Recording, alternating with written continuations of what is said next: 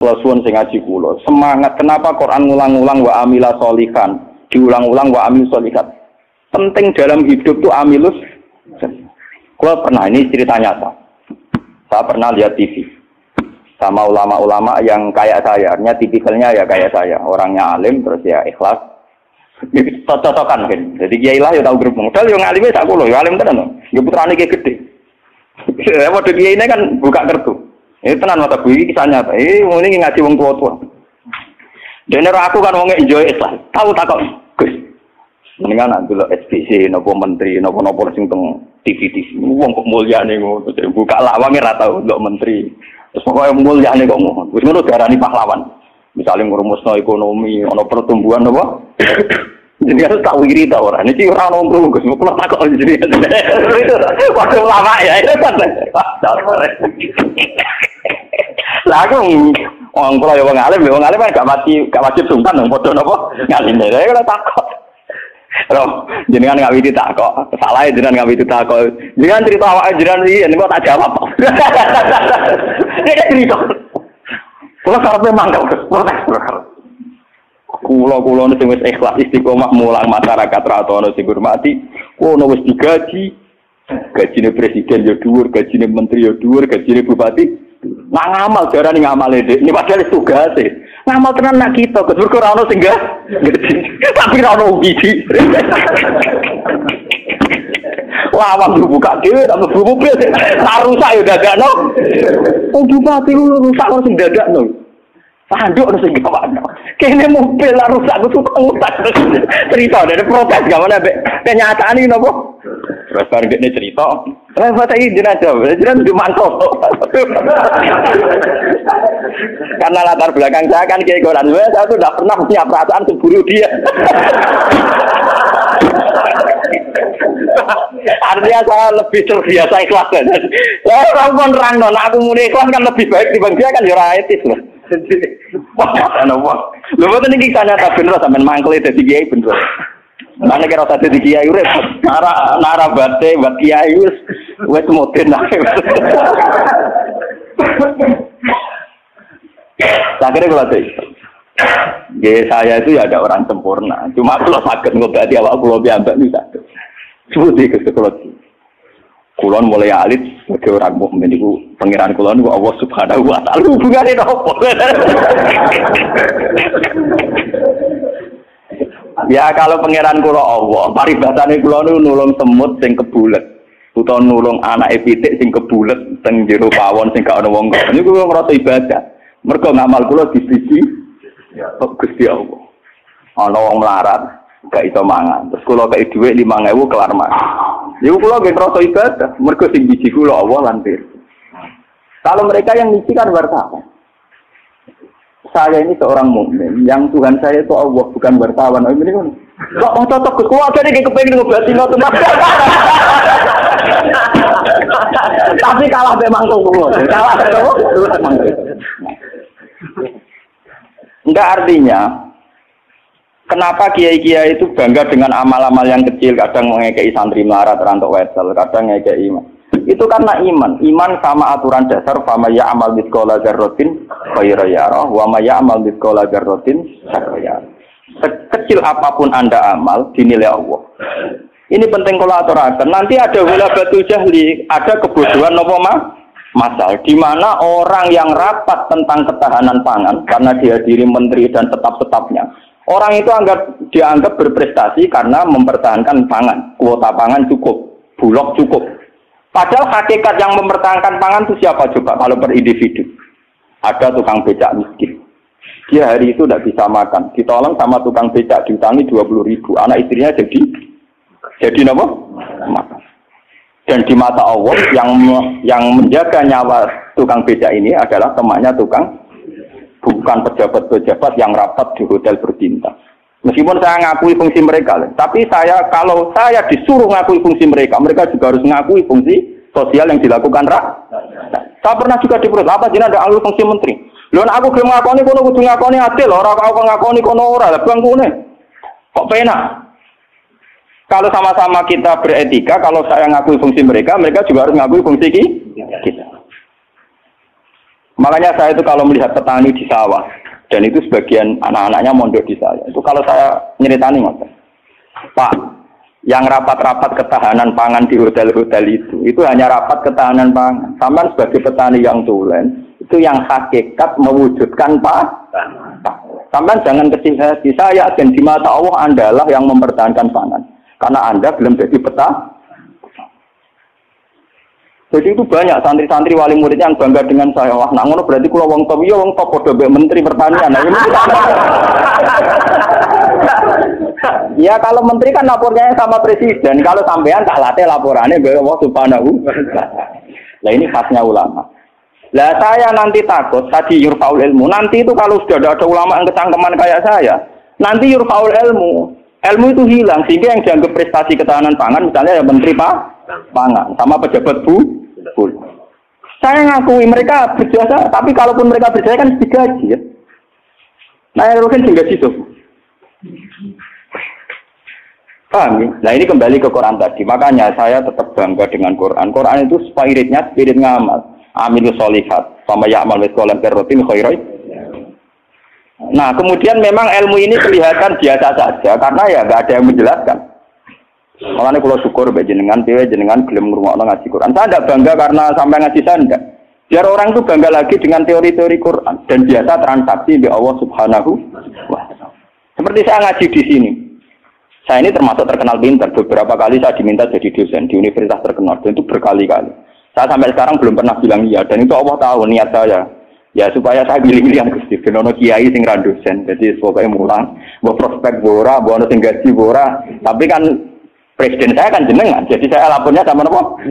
Nah, misalnya pangeran kemarin aku marah terus nganti mati, marah kan nak dirasakan, non agak dirasakan kan juga.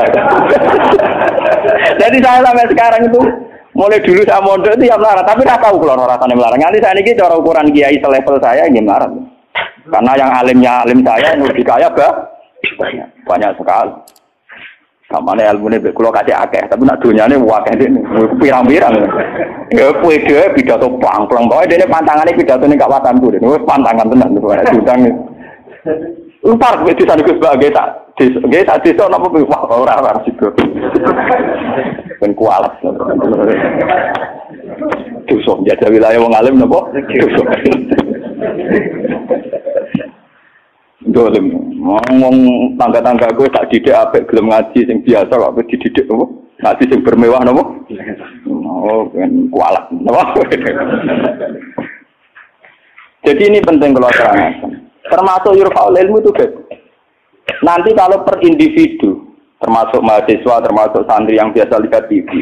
Kalau per individu hanya mengapresiasi pejabat-pejabat misalnya ketahanan pangan daripada mengapresiasi tonggone sing ngutangi dan itu menjaga nopo itu akan bahaya bagi kelangsungan iman ya karena orang tidak biasa transaksi dengan Allah Subhanahu wa taala.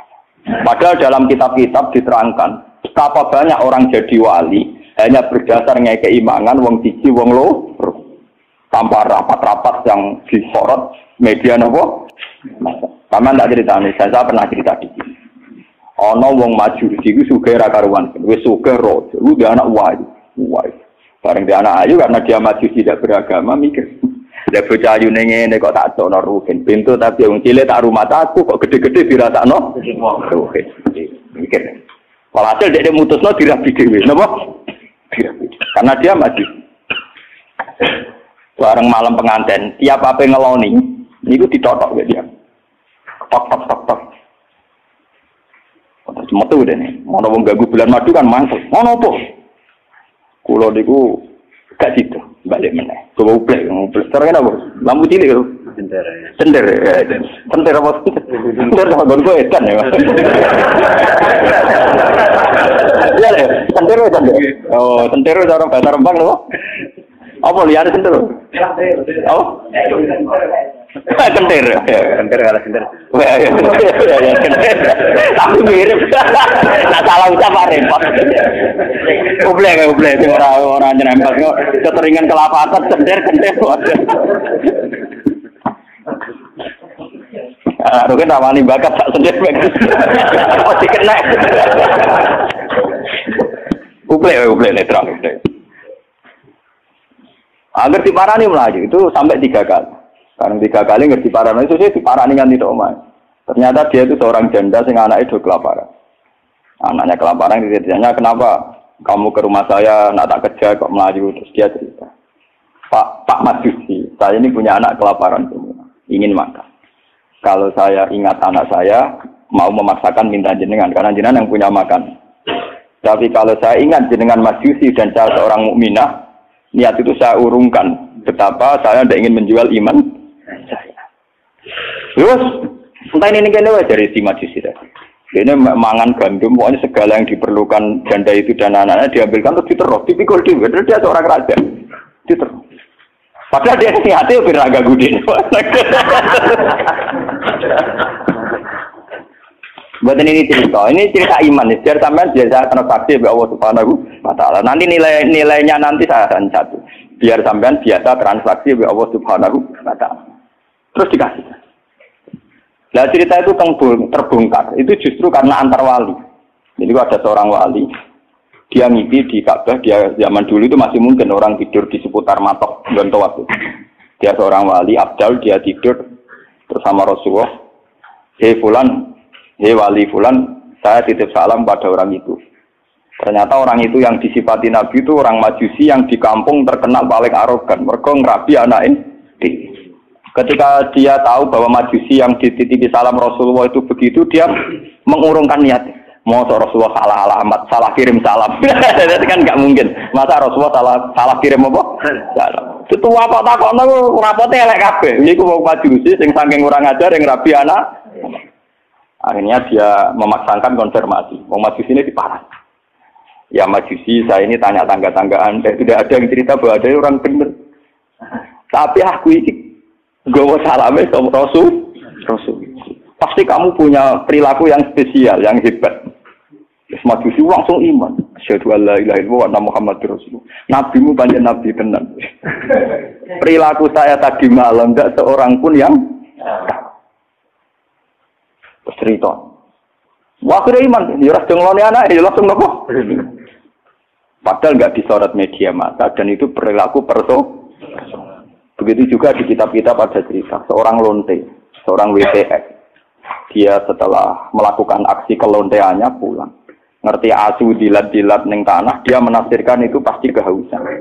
Kalau bolak-balik cerita teng mriki dan itu ada di hadis sahih, karena lonte gak priayi. Malah mbok santri ora iso. Lonte kelebihane kan gak napa? Iya. Iku dekne nganggo sepatu putih medun ning sumur. Terus dicopot. Setelah ngambil air dicopot sepatu bootnya karena tangannya dua digo ngeranggah-ngeranggah munggah. Ya mau mergo ora priayi iso wae kan mergo napa? Gak priayi. Orang priayi kan gak kebayang. Orang priayi jarian dia oleh mudah-mudah. Lalu ini cerita tentang hadis sahih. Setelah diminumkan anjing itu, Allah syukur sekali karena ada makhluknya yang diselamatkan si lonte dan diparingi tobat jadi orang. Lalu apa susahnya sih kayak jenengan saya, Mas Tri, Ruben semua? Coba kita ini kan sering menyelamatkan nyawa. Paling tidak anak kita kelaparan kita berikan susu, istri kita kelaparan kita berikan nasi. Kita ini berkali-kali menyelamatkannya. Tapi kita tidak pernah bangga. Karena kita nunggu bangga kalau kayak menteri, kayak presiden. Lalu iman kamu di mana? Lalu posisinya Allah yang nilai kamu? Kita ini mukmin yang geblek, paham? Mukmin yang bodoh. Malah nih TV juga keseringan. Bener cocokan pulau bagi. Ini cerita cocokan antara wong alim, Pak. Ini buatan nanti yang roh. Namun pulau bagi. Mau cara tak ceritanya ya mangkel. Tapi kan tak sebut jenenge. Tapi dia ini tetap ngakoni deh. Mati man kejenengan ngalim mencen atine jenengan apik obatin subuh kan atiku apik maksudnya. Dia baru sadar. Ya makanya saya ini kalau baca wahyu tadi termasuk wahyu faul. Orang yang kadang bergelar-gelar yang hebat, kadang masih melakukan kebodohan dalam imannya, yaitu nganggap prestasi yang kayak presiden, kayak menteri. Sementara penyelamat nyawa yang lewat aksi-aksi personal tidak gini. Quran itu dawuh Allah Subhanahu wa Ta'ala. Allah sing duwe langit, duwe bumi, wae ngangge tarif miskola dzarrah. Tarife pangeran mau miskola sekecil apapun amal Anda, sak miskola tetap tak hitung jare. Kenapa kita manusia sombong? Ngitung amal itu yang disorot. Ngitung prestasi itu yang diakui publik. Kita ini jadi mukmin yang bodoh. Bodoh. Mulane kira wali aku percaya santekno wiridan. Nah wali ketok tangan. Karena iman kamu itu iman yang bodoh, mulane tobat, penting ngaji tobat. Napa? Makanya nanti ya karena saya tidak bisa mimpin sholat tasbih 1 Muharram. Nanti saya mimpin sholat tasbih di sini setelah maghrib. Mungkin agak akhir ya, karena ya pokoknya begitu sama. Saya itu bukan ingin apa, wiling-wilingan ya. Kalau ciri utama ulama itu mengingatkan akhirat, mengingatkan eksistensi Allah Subhanahu. Sama rasa hormat pulau kalau bolak-balik haram zaman bertamu dengan pulau teng Rembang lokal. Gama pulau Bojonegoro nggak bojon susu. Terus aku bagus banget, persoalan di malah tambah dosa, di haram no. Bingung. Negeri ngaji, pun kalau nak hadir di Bojonegoro salaman diulah oleh kalau kan orangnya lucu. Kenapa salam diulah oleh? Lah anak bodoh buat tenang. Tuan mumpung ketika nomor itu, cangkemmu. Dari mumpung ketika nomor itu, cangkemmu. Oh santri elek. Saya elek lah, kesenting kasih salaman. Repot. Nah ini penting kalau aturakan. Jadi sebetulnya masalah utama manusia itu sejauh mana? Masalah iman ya. Sejauh mana kita sering kontrak ambil Allah Subhanahu. Nah ini juga yang dilakukan Rasulullah. Ketika ada sahabatnya yang sudah pinter, karena tidak meminta beliau urusan dunia, ya tidak minta beliau urusan apa? Dunia. Nabi hanya minta fa'inni ala nafsika bikasrotis. Aku njaluk tulung kowe. Sing penting kowe sujudem yo sering. Jadi kamu Nabi kamu kowe aja ngandalo syafaatku tok, tapi kowe dhewe ora tau sujud. Nah kowe ora tau sujud itu artinya ora tau transaksi be Allah Subhanahu wa taala. Kowe ora tau ta'alluq, ora tau gandrung ning gone Allah Subhanahu wa taala. Makanya nanti saya sholat tasbih sebagai simbol saya paling ndak kula jenengan nggih sudah jauh-jauh datang. Cuma kalau ora perlu matur nuwun ya ada kula, paham ya. Jadi kadang nggih wonten kadang kula diceritani, sing ngaji jenengan waktu itu di Gunung Kidul, ben aku teperan matur nuwun ada aku wong Rembang. Tetep atuh napa? Ya, sudah sampean ora ada sing gede, tetep atuh kula. Tetep napa? Sangkem nek tele Gunung Kidul kok atuh Rembang. Paham ya napa? Jadi tetep menang kula, cara ganjaran tetep kata kula. Entek ngambek cara diitung ora bandingan. Paling sampean diitung mergo tawadhu. Artinya ngerasa bodoh terus ngaji ya dihitung apik. Dihitung apa? Kalau baleni malih. Saya baca hadis itu nangis. Jadi wayur faul ilmu. Ilmu dihilangkan termasuk ilmu prestasi tadi. Kenapa kalau yang melakukan seorang presiden, seorang menteri itu menjadi prestasi yang luar biasa. Kita-kita yang berkali-kali melakukan prestasi penyelamatan nyawa, orang ngerasa duwe napa? Prestasi. Akhirnya syukur kita sama Allah Ta'ala kurang hanya karena merasa tidak punya prestasi. Padahal kita punya prestasi berkali-kali. Oh sama tak cerita ini ben iman teman. Rasulullah nak dawuh itu detail sekali sampai ngendikan kowe iku nggawa kayu ke hutan terus kamu jual di pasar. Setelah kamu jual di pasar kamu kasihkan ke ibu kamu, ke anak kamu dan menjadikan mereka hidup. Itu sudah sedekah yang luar biasa. Sampai Nabi nyontono hatta matat ala fi simroatika. Jika yang kamu bikin untuk mulut istri kamu, matat ala fi sim. Ini wonten cerita. Nabi Musa pernah tanya sama Allah, ya Allah, saya ini kalau di surga sama siapa? Itu dia pemuda, wongnya dempal kalau Rugen, khasnya wong melarat kan apa dempal, tukang golek kayu deh. Dan ini Rugen alhamdulillah ada yang ngelakoni. Jadi tukang ukir kayu tapi orang golek nopo. Ternyata anak itu duit, orang bikin untuk duit 20.000. Itu yang karena orang Arab itu melaratlah pakanannya roti, Pak. Orang Arab lain melaratlah pakanannya apa? Roti daging. Jadi orang Arab itu roti yang unsurnya itu tengahnya 3 daging.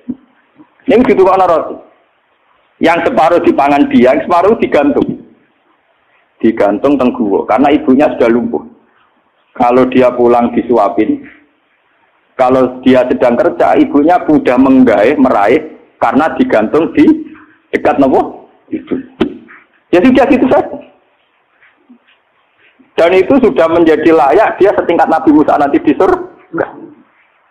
Dari Nabi Musa, wong iku kan Nabi Musa normal sana kan ya kaya dekne kiai, mesti salate cukup biasa dia. Pokoknya dia kan foto ning ngedok. Oh ternyata enggak gitu, mau bakul ning pasar mulai ya gitu aja.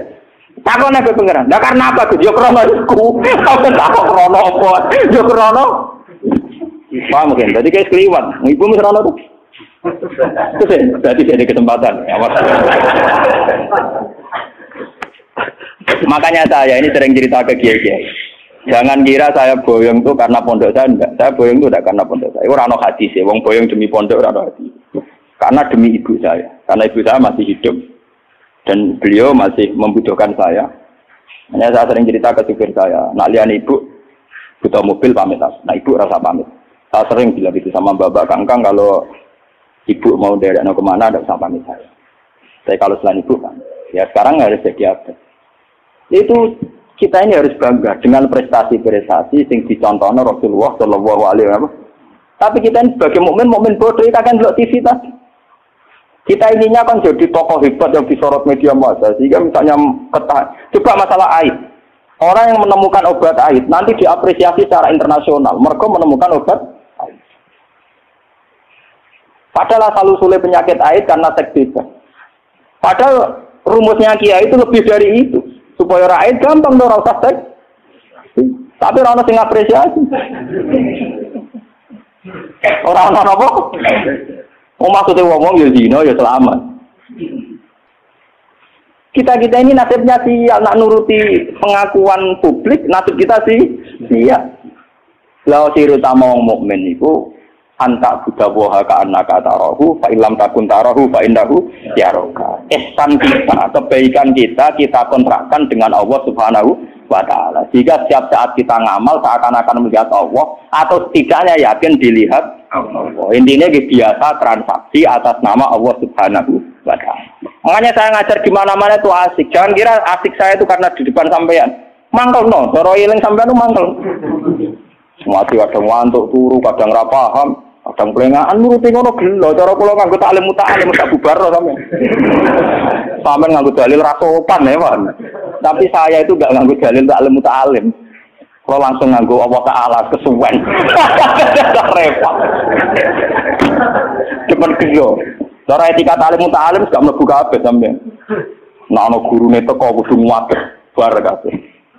Nek duwi ora oleh melengak bar soalnya tutup. Cara sampean ngaku kok istilah taklim nomo tutup. Mau ini penting kalau aturakan. Jadi kalau suwon sampean harus secerdas sahabat ini. Kalau sampean sudah tahu saya ini misalnya ulama akhirat, ya hubungan saya dengan jenengan harus urusan apa? Akhir. Kadang masyarakat tuh yang kadang ngawur banget. Kulo nu gak ada bapak, gak ada guru. Memang sebagian saudara saya sekolah umum, karena yang tidak diplot jadi ulama. Tapi yang diplot jadi ulama itu guru-guru saya ini tanyakan Lukman kalau gak percaya. SD saja enggak. SMP apalagi SMP. Kiai-kiai ini sudah tirakat sebagian anak yang calon pewaris kealiman itu bahkan tidak merasakan sekolah umum. Tapi masyarakat enak saja, wis ngerti kiai ini ngono, anaknya apa tipen baru atau apa ujian di udungannya. Ya. Saya itu pernah punya kakak wakil bupati. Wakil bupati jadi bukan calon. Itu saya belum pernah main ke rumahnya. Tanyakan Lukman. Saya itu hanya sekali main karena beliau pas mau haji. Dan itu di keluarga saya dihormati. Memang saya plotnya ulama, ya etikanya harus gitu. Padahal kakak saya itu sering ke sini, ke Tonggo dulu ketika saya masih kos di sini. Ya karena aturan dasarnya gitu. Yang tidak ulama, harus ulama itu dipegang. Padahal itu kakak saya. Dan itu ya nggak saling menyinggung, ya biasa saja. Saya tenang saja, itu ya tenang saja. Wah itu kalau logika sampean kan aneh. Tapi kalau di keluarga saya biasa. Ya orang tersinggung kakak saya. Memang yang tidak ulama, tuan sama. Ngomongin gagal. Ketika ada euforia ya, namanya punya dulur wakil bupati, wakil pinjam mobil. Saya tidak pernah. Zaman itu saya miskin sekali ya. Kalau kesini yang bis ya biasa nyetop kosa, nyetop angkot di jalan. Gus gak nyilem mobil kakak, cangkem ulama bu hari tomak kayak kue. Saya emang cangkem saya, emang masyarakat biar tahu ulama udah didik kayak kue kok. Ya logika mereka kalau nggak pinjam mobil kakaknya, wakil bupati kok umbat. Cangkem ulama pada anak kue. Akhirnya mau sadar, sebenarnya ulama tenang. Jebule gak guyon, maksudnya mereka sadar. Nah aku ragu guyon biasa, tak tirakati tenang. Saya itu mangkel kadang, ya itu tadi. Saya ini kan sudah begini, potongan saya kan potongan kuno. Lu ngoten niku nggih. Ismail sesuatu kula lu aku kepen dadi wakil bupati sampai kepen dadi bupati kepen opo mesti pirang. Kadang kita omongin, nek sing mambu wudu ya tak omongin. Saya lek Pak kula tirakat ngene ora kepen dadi ngene iku malah mbok ndongakno sampean apa? Dadi. Mboten ngoten wis maksud jenengan akhirat wis akhirat kula wong dunya ben. Tapi aja tulung aku menika.